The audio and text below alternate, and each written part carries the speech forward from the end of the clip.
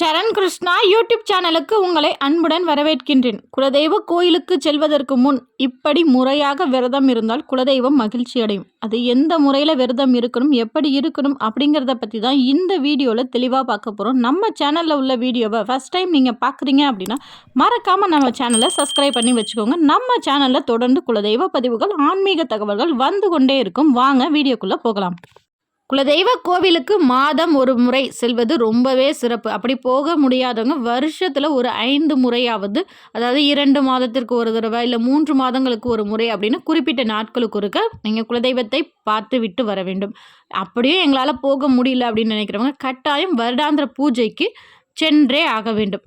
நீங்கள் எப்போல்லாம் குலதெய்வ கோயிலுக்கு போகிறீங்களோ முன்னாடியே ஒரு வாரத்துக்கு முன்னாடியே பிளான் பண்ணியிருப்பீங்க. அந்த முறைப்படி குலதெய்வ கோவிலுக்கு நீங்கள் போகிறதுக்கு இன்னும் ஒரு வாரம் தான் இருக்குது அப்படின்னா அந்த 7 நாள் கணக்கு வைத்து அதற்கு வீடை முதல்ல சுத்தம் செய்யணும். அதுவும் என்ன பண்ணால் கல்லுப்பு மஞ்சள் போட்டு வீடை முதல்ல தொடச்சி விடுங்க. தொடச்சி விட்டதற்கு பிறகு பெட்ஷீட் போர்வை எல்லாத்தையும் அலசி போடுங்க. அலசி விட்டு அந்த கோயிலுக்கு போயிட்டு வர வரைக்கும் அசைவம் சாப்பிடக்கூடாது. தம்பதியர்கள் உடலளவிலும் மனதளவிலும் சுத்தமாக இருக்க வேண்டும். இவ்வாறு ஒரு 3 நாட்களாவது, அதாவது 7 நாள் உங்களால் இருக்க முடியலனாலும் குறைந்தது 3 நாட்களாவது இது போன்று விரதம் இருந்து குலதெய்வ கோயிலுக்கு சென்று பாருங்க. கண்டிப்பாக குலதெய்வத்தின் அருள் உங்களுக்கு கிடைக்கும். இவை அனைத்துமே சாதாரண நாட்களில் திடீர்னு நம்ம கோயிலுக்கு போகிறோம் நம்மளா பிளான் பண்ணி போகிட்டு வர்றதுக்கு தான் இந்த விரத முறை.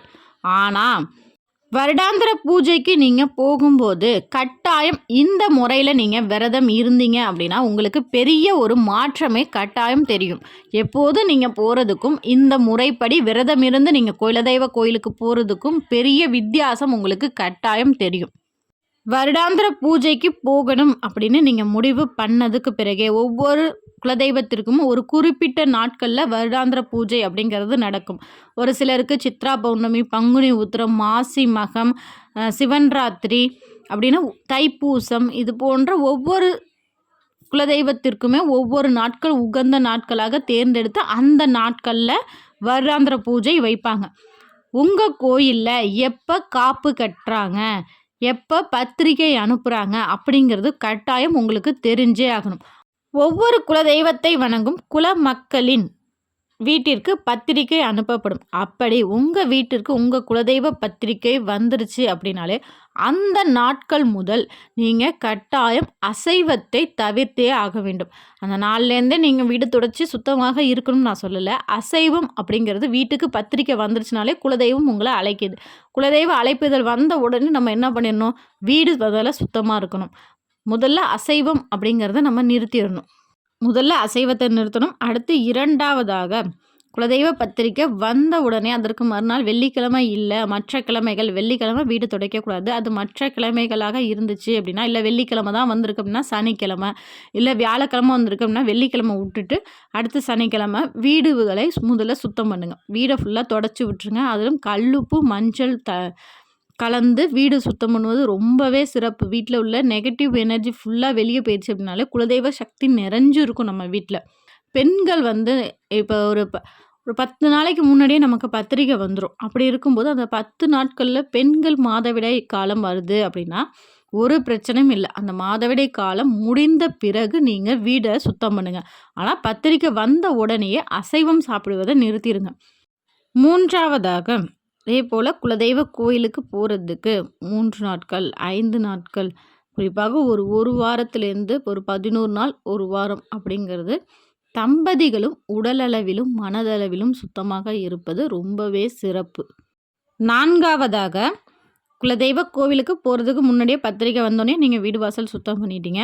குலதெய்வ கோவிலுக்கு போவதற்கு முதல் நாளும் வீடை சுத்தம் செய்ய வேண்டும். இந்த முறை நீங்கள் நார்மலாக எந்த லிக்யூட் போட்டு வீடு துடைக்கிறீங்களோ அதே போல் லிக்யூட் போட்டு வீடை தொடச்சி விட்டுட்டு கோமியம், மஞ்சத்தூள், அடுத்த உப்பு, இது 3ம் கலந்து வீட்டில் தெளிக்க வேண்டும். கோமியம் உங்களுக்கு கிடைச்சிச்சுன்னா ரொம்ப சிறப்பு. கோமியம் கிடைக்கவே இல்லை அப்படிங்கிறப்ப கடல் தண்ணி, உங்கள் வீட்டுக்கு பக்கத்தில் கடல் தண்ணி கிடைக்கிது அப்படின்னா அந்த கடல் தண்ணியில் உப்பு கலந்து வீடு ஃபுல்லாக தெளித்து விடுங்க. இல்லை எங்களுக்கு கடல் தண்ணியும் கிடைக்கல அப்படின்றப்ப மஞ்சத்தூளும் உப்பும் கலந்து வீடு ஃபுல்லாக வீட்டை சுற்றி தெளித்து விடுங்க. இது போல் தெளிக்கும் போது ரொம்ப ரொம்ப நல்ல சக்திகள் மட்டுமே உங்கள் வீட்டுக்குள்ளே வரும். நம்ம குலதெய்வ கோயிலுக்கு போகும்போது ஒரு கெட்ட கண் திருஷ்டியோ இல்லை ஏதேனும் ஒரு கெடுபலன் நமக்கு நடக்க போதுனாலும் இந்த கல்லுப்பு மஞ்சத்தூள் தெளிக்கும் போது இது அனைத்துமே விலகிவிடும். அடுத்ததாக இப்போ குலதெய்வ கோவிலுக்கு நீங்கள் என்னென்ன பொருட்கள் வாங்கிட்டு போகணும் அப்படின்னு ஒரு முடிவு வச்சுருப்பீங்க. சாமிக்கு அபிஷேக பொருட்கள், இல்லை பொங்கல் வைக்கிறதுக்கான பொருட்கள், இல்லை குலதெய்வ கோவிலுக்கு நீங்கள் ஒரு சில பொருட்கள் வருஷம் நாங்கள் இந்த பொருட்கள்லாம் சாமிக்கு கொடுப்போம் அப்படிங்கிற பொருட்கள் எல்லாத்தையுமே முதல் நாள் வாங்கிட்டு வந்து முதல் நாள் வீடெல்லாம் சுத்தம் பண்ணதுக்கு பிறகு அன்னைக்கு வாங்கிட்டு வந்து ஒரு நாள் இரவாவது முழுமையாக அந்த பொருட்கள் வந்து உங்கள் வீட்டில் இருக்கணும். போகிறப்ப அந்த ஒரு நிமிஷம் இருக்கிறப்ப இல்லை ஒரு 2 மணி நேரம் இருக்கிறப்ப வாங்கி வச்சு எடுத்துகிட்டு போகிறது அப்படிங்கிறது அவ்வளவு நல்லதல்ல. ஒரு நாளாவது குலதெய்வத்திற்கு நீங்கள் என்னென்ன பொருட்கள் வாங்கணுமோ அது அனைத்துமே குலதெய்வத்திற்கு நீங்கள் புடவை வாங்கி சாத்துறீங்கன்னா புடவை, அபிஷேக பொருட்கள், அர்ச்சனை பொருட்கள்லாம் ஒரு சிலர் இங்கேருந்தே வாங்கிட்டு போவோம். அப்படி உங்களுக்கு நீங்கள் என்னென்ன பொருட்கள் உங்கள் குலதெய்வ கோயிலுக்கு வாங்கிட்டு போவீங்களோ அது முதல் நாள் நைட்டே நம்ம வீட்டில் ஒரு நாள் நைட்டு இருக்கணும் அந்த பொருட்கள். அதுக்கேற்றது போல் நீங்கள் வாங்கிக்கோங்க. மேலும் இந்த பொருட்களோட கட்டாயம் உங்கள் வீட்டில் இருந்தே எலுமிச்சம் கனியை நீங்கள் வாங்கிட்டு போங்க. உங்களுக்கு எத்தனை எலுமிச்சங்கனி தேவைப்படுகின்றதோ அத்தனை எலுமிச்சங்கனி ஒவ்வொருத்தவங்க வீட்டுக்கும் நிலைவாசலில் கட்டுவதற்கு ஒன்று, உங்கள் பணம் வைத்து எடுக்கும் இடத்திற்கு, பூஜை அறைக்கு, உங்கள் தொழில் சார்ந்த நிறுவனங்களுக்கு அப்படின்னு உங்களுக்கு எத்தனை எலுமிச்சங்கனி தேவைப்படுகின்றதோ புள்ளி இல்லாமல் சுத்தமான எலுமிச்சம் கனியாக அதுவும் பச்சலும் மஞ்சளும் கலந்த மாதிரி வாங்கிட்டு போங்க. வெறும் பச்சை கலரில் வாங்கிட்டு போகாதீங்க, ரொம்பவும் மஞ்சள் கலரில் வாங்கிட்டு போகாதீங்க. இது 2ம் கலந்தது போல் நீங்கள் வாங்கிட்டு போகணும். புள்ளி இல்லாமல் அதில் ஒரு புள்ளி வச்ச மாதிரி கருப்பு கருப்பாக இருக்கும். அந்த மாதிரி எதுவுமே இல்லாமல் சுத்தமான பழமாக பார்த்து வாங்கிட்டு போங்க. வாங்கிட்டு போய் உங்கள் குலதெய்வ காலடியில் வச்சு வாங்கிட்டு வாங்க. கண்டிப்பாக உங்கள் வீட்டில் குலதெய்வ சக்தி நிறைஞ்சிருக்கும். உங்கள் வீட்டில் எந்த பிரச்சனை அப்படிங்கிறதும் இருக்கவே இருக்காது.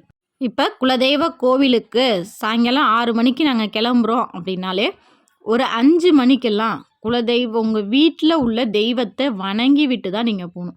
வீட்டில் விளக்கேற்றி நிலைவாசலுக்கு மஞ்சள் குங்குமம் வச்சு நிலைவாசலில் விளக்கேற்றணும். உங்கள் பூஜை அறையிலையும் உங்கள் பூஜை படங்கள் எல்லாத்திற்கும் நிறக்க பூ போட்டு விளக்கு ஏற்றி சாமி கும்பிட வேண்டும். அதுவும் எப்படி கும்பிட்னா எத்தனை பேர் குலதெய்வ கோயிலுக்கு நீங்கள் அழைச்சிட்டு போகிறீங்களோ இல்லை குடும்பமாக போகும்போது அந்த குடும்பமாக எல்லோரும் சேர்ந்து நின்று வீட்டில் உள்ள உங்கள் குலதெய்வ படத்திற்கு முன்னாடி நின்று, அம்மா உன்னை பார்க்க நாங்கள் வரோம், எங்களுக்கு எந்த ஒரு இடையூறும் வரக்கூடாது, எங்களுக்கு பக்க பலமே நீந்தாமா அப்படின்னு சொல்லி வேண்டிக் கொண்டு வீட்டில் சின்னதாக உங்களுக்கு நீங்கள் எப்போதும் செய்கிற மாதிரி பூஜை செய்து சாமி கும்பிட்டு அந்த விளக்கு ஒரு 1/2 மணி நேரம் இல்லை 1 மணி நேரமாவது எரியணும். அதற்கு பிறகு குளிர வைத்து விட்டு நீங்கள் கோயிலுக்கு கிளம்பலாம்.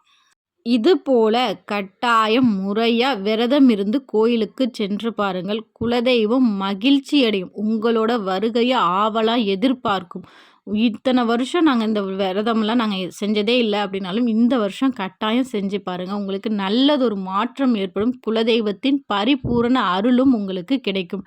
கண்டிப்பாக இந்த வீடியோ உங்களுக்கு பயனுள்ளதாக இருக்கும் என்ற நம்பிக்கையில் மற்றொரு வீடியோவில் சந்திக்கிறேன். இந்த வீடியோ உங்களுக்கு பிடிச்சிருந்தால் லைக் பண்ணுங்கள், ஷேர் பண்ணுங்கள், மறக்காமல் சப்ஸ்கிரைப் பண்ணுங்கள். சரண் கிருஷ்ணா யூடியூப் சேனல். நன்றி, வணக்கம்.